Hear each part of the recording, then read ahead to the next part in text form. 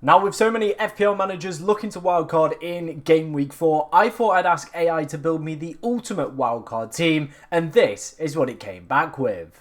Now, before we dive into today's video, of course, if you do enjoy any of the content that you see on the channel, please be sure to like, comment, and subscribe as we're trying to hit 18,000 subscribers before the resumption of FPL and football. It'd be absolutely amazing if we could hit that goal. The team that we are going to be showcasing in today's video, of course, has come from Fantasy Football Hub. If you want to go and check out their amazing AI tool that builds a free hit and a wildcard every single week, I will leave a link into the description for that one. Obviously, we've been promoting them throughout the course of the new season and pre-season, and it is a tool that I showcase a lot in my videos. So if you want to obviously use some of the tools that I use to find the players, build like kind of, you know, the squads that I want to build, that is the tool that I do it. So yeah, go and check it out. They're still running their 50% off sale as well, so link in the description for that one. Now, usually I don't always agree with the AI, but to be honest, I don't really have a problem with this defense. I actually kind of like it, to be honest. Usually it always picks like one or two rogue picks, but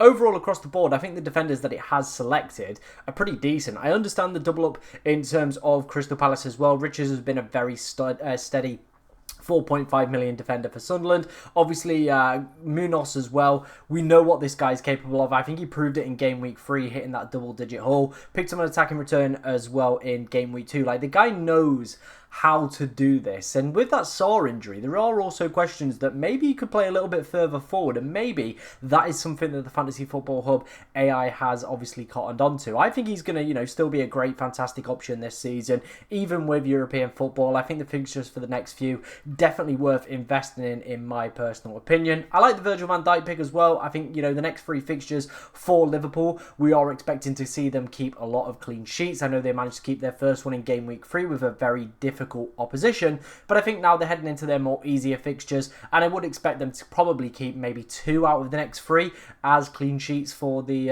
upcoming games. Now, obviously, as well, like the reason I like Virgil here is it gives you that 6 million placeholder to, of course, look to go for Gabriel when the fixtures do turn for Arsenal in game week 7. And, of course, Liverpool's fixtures get a little bit more difficult. So I think that's a nice hop-on and hop-off point that the AI has potentially found there as well. Vicario at 5, I think is a pretty steady pick, to be honest. I think Spurs in general have looked very good, apart from the game against Bournemouth where they got absolutely outplayed. It will be interesting to see how they line up when European football, of course, does kick in. They've not got the biggest squad in the world, but I do feel like people like Vicario and Romero are going to be pretty steady and safe shouts for the next few weeks as well, with some great fixtures coming up for Spurs. They're one of the top sides on the Fantasy Football Hub tracker as well over the next few game weeks, with some very decent fixtures coming up. And as you can see, West Ham away in game week 4 also feels like a pretty decent fixture. And then Joe Rodon as the 4 million option. I really like it, and it offers the door up as a potential bench boost in game week 8. And I would say that Leeds as kind of the 4 million defender picks have been some of the best in terms of the points they've scored over the opening 3. Obviously a clean sheet in game week 1 and game week 3. And there's also been obviously some DEFCON points picked up within there as well. So overall, I think the defense, the AI has done a pretty good job, to be honest. Now heading into the midfield, and this is probably where I would say I maybe disagree with the AI a little bit. I think, you know, I'd say probably 4 out of the 5 are really good picks. It is just that Dango pick, I'm not 100% sure I can get behind it. I don't really like the Brentford fixtures that they've got coming up. I don't think there's any kind of clear or standout ones. I think they had their best fixture in game week 3 and they lost. So it's one of those, isn't he? He's not on penalties either, so that rules him out of that. And, you know, he did look good against Aston Villa. I can't get around that. He looked good. He hit DEFCON. He obviously scored his goal. He was wearing the number 19, kind of resembling Brian and Mbeumo. But I just don't know if I can buy into Brentford or their attackers just yet. I want to see a few more weeks, see how things settle down now. Of course, Visser has left the club. I want to just see how they take on before, of course, I do invest into their attack and see what position and what overall quality Dango actually has within this Brentford side and the Brentford side themselves generally, because their form at the start of this season has been very hit and miss. And I think there's probably a few other options I probably would consider ahead of of Dango if I was to be on a wild card this week. The bench option, Dewsbury Hall at 5 million. Yep, no problems with that one. He's been very, very good over the opening few weeks, so I fully understand it. There are some more difficult fixtures coming up for Everton, so you might, of course, see him on your bench a little bit more. But at 5 million, you don't mind benching a player that, of course, costs that. The other three midfielders within the starting 11, I actually really like. I think Salah for the next two is the easy captaincy option. Game week 6, as well. You could also give him the armband if, of course, you didn't want a free hit or go and get Erling Haaland. Salah against Crystal Palace, still a pretty decent fixture. I know a lot of people are obviously suggesting that Mohamed Salah isn't going to be the same player. He's lost his touch. He's not going to be, the big point hitting player. You have to remember Liverpool have probably had one of the hardest starts, I would say, to the start of the Premier League. They probably got, one of their biggest title contenders who fully came to Anfield and just sat, with a bus in front of the goal with Arsenal.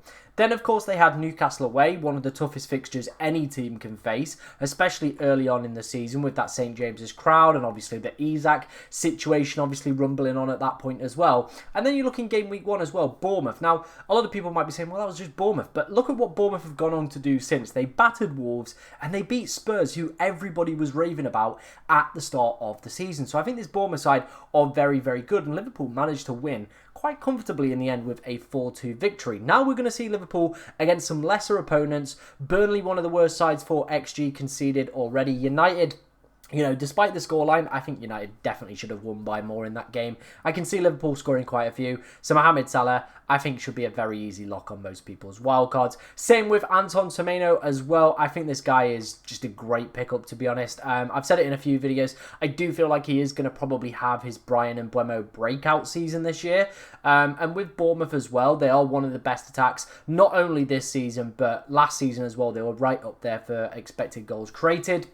And I think, again, just looking at the fixtures, a lot of them are grey in the Fantasy Football Hub tracker. But I actually think overall, if you look at them, there's some really, really nice fixtures. And I think for the price point he's coming in at, he is going to be a very steady Eddie over the next few weeks. Same with Bruno Fernandes. I know people are probably hating on him, but I think he's just going to be one of those players that does just tick along throughout the course of the season, to be honest. He's on penalties, of course, has been picking up defensive contributions. When, of course, he plays those lesser opponent sides, he can dictate the play a little bit more, and that is why, you can start to see him start to pick up some bonus points as well in those games. If he gets his penalty share, he gets his set piece share, he gets some DEFCON, you could be very easily looking at some double-digit hauls. And like I said, with just DEFCON already, he's probably going to be taking his baseline points from a 2 up to a 4. So again, I understand why the algorithm is picking Bruno Fernandes. And again, I like it. I get it. I'm in no rush to sell Bruno Fernandes from my side. And I think, again, he could be a nice placeholder for Cole Palmer if you wanted to invest in the Chelsea good fixtures around about game week 9. And completing our lineup is going to be 3 forwards, all coming in within similar-ish price ranges. Obviously, you've got João Pedro and Mateta within that 7.5 to 8 million bracket. Then you've got Watkins as well, probably in the 9 million bracket. I know he's had a little bit of a decrease, but there is still the potential for him, of course, to do well with some good fixtures coming up for Aston Villa over the next few weeks. So let's start with him. Would I buy him if I was on a wild card? No, is my answer to that one, to be honest. I think the fixtures are great. But would I want to buy a player who is out of form for a side that is out of form? No. No, I wouldn't. Especially if I'm on a wild card. If you're on a wild card as well most weeks, I do feel like you're probably going to get rid of Watkins anyway.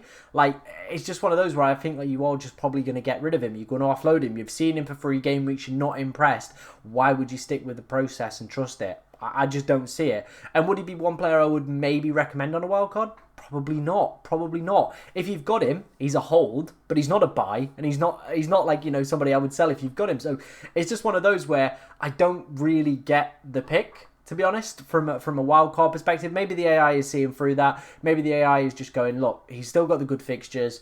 Villa will improve as an attacking unit.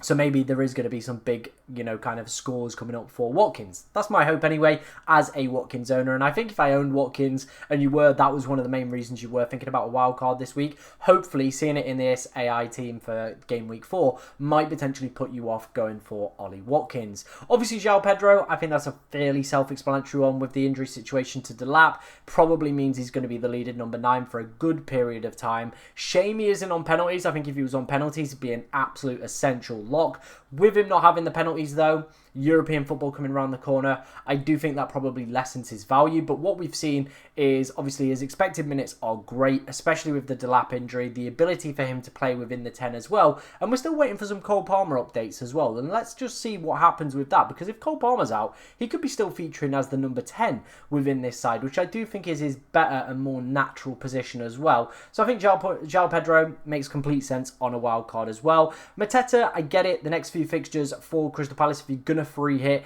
in game week 6 as well, do look very, very appetising. I imagine this would be the plan for this side as well, with, of course, triple Palace, with them having Liverpool.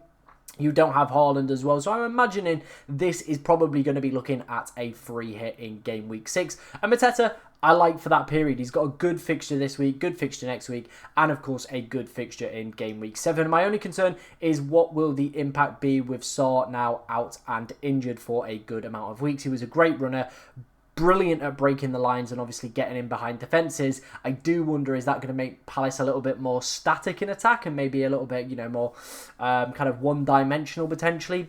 We're going to have to wait and see what that injury does and whether or not Mateta is still a good value pickup. But for right now, I think with the Sunderland fixture, confirmed penalties, 90 minutes locked in the bank, again, makes complete sense.